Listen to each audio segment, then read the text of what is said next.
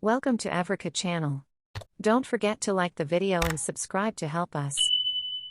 A quick look at what we love and hate about the ID4. For this first update on our 2022 Volkswagen ID4 year-long tester, ostensibly VW's first software-defined vehicle, I'd like to give some context on how I've been thinking about it and who this article is for. First up, I love driving EVs. This is my bias, I'll admit up front. I've been thinking about this a lot, but any time I get behind the wheel of a new EV, I find myself reveling in the calm absences. Little noise. Just a bit of vibration and thrumming, maybe road imperfections coming up through the tires. I get that other people hate this, they miss the sound and fury, which they equate with excitement and passion. First, the positives: the ID4 is legit fun to drive. The basics are all solid, no surprise from the brand that brought the world the Golf GTI. The driver has a great view of the road ahead, and rearward visibility through the middle headrest and over the parcel shelf is fine. It's not Tesla plaid quick, but with a seamless, single-speed transmission and instant torque delivery common to EVs, our rear-wheel drive 201 horsepower ID4 easily dips and dives through traffic, with light and tight steering that's devoid of slop. It rides well, too, better than it should, given its 19-inch wheels, perhaps thanks to the Bridgestone Alenza Sport all-season tires and thoughtful damper tuning. But the ID4's single greatest party trick is a super tight turning radius. Photographer Brian Vance, who lives in a more densely packed part of Los Angeles, pointed this out to me, but I initially poo-pooed it. Now I know that when it's time to give back the ID4, I will miss the ability to bust a U-turn in a closet.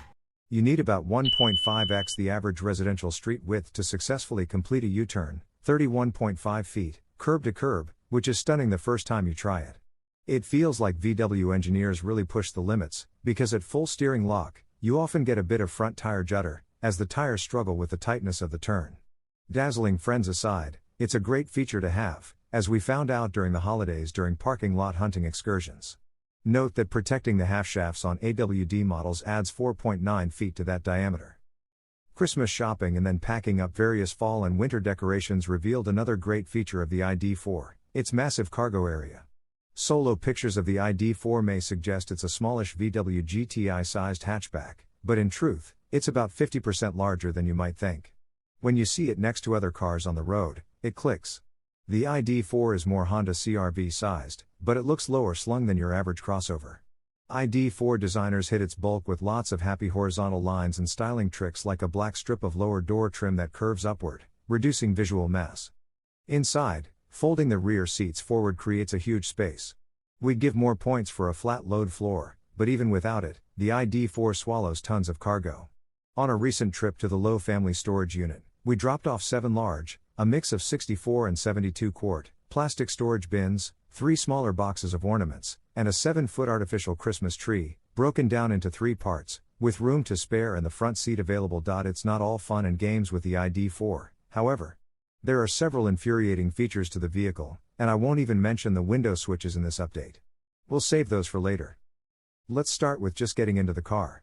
Like many modern cars, the ID4 uses a smart key system with a proximity sensor built into the key fob.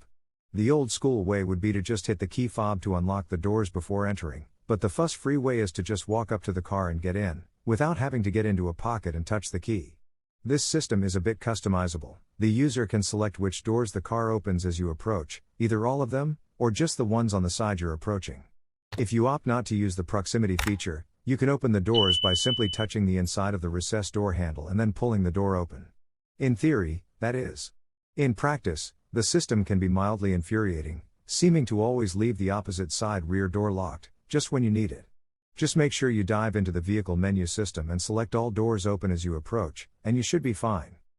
Leaving and locking the ID4 presents other minor inconveniences. There is a sensor depression on the outside of the door handles you can touch to lock the car upon leaving, but it's only on the front 2 doors. It's another step after if you're pulling a kid or gear from the second row, and it would be useful if this sensor was on the hatchback, as well. The latter does appear to lock itself automatically after closing, but it's nice to have the positive affirmation. It's also possible that some of the above is incorrect, which I'm sure I'll hear about from VW PR, but here's the thing. 14 pages out of the ID4's 407-page owner's manual are devoted to the various ways you can unlock and lock the 5 doors. This is not very intuitive.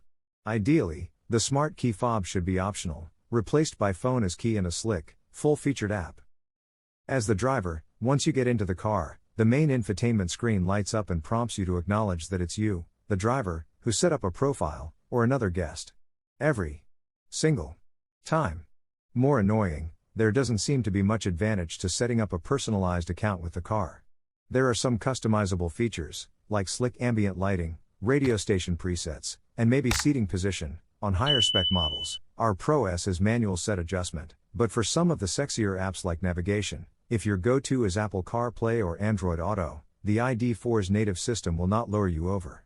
Especially the welcome screen, its white text on black looks stark and old, especially in the era when other software-driven devices, like your phone, the apps on it, and web browsers, can recognize and greet you with fresh familiarity and useful presets. A huge positive in the entry sequence is being able to just go once your butt hits the seat and your foot hits the brake. This is a feature Tesla pioneered. The car silently turns on once that sequence occurs, and all you need to do is toggle the shifter into drive or reverse, and you're on your way. Same for when you're ready to get out. Just push park, open the door, and hop out. The moment your butt comes off the seat, the car shuts down. No key twist or push button start needed. The ID4 has a voice-activated assistant that can be hailed by uttering "Hello ID" when seated inside the vehicle.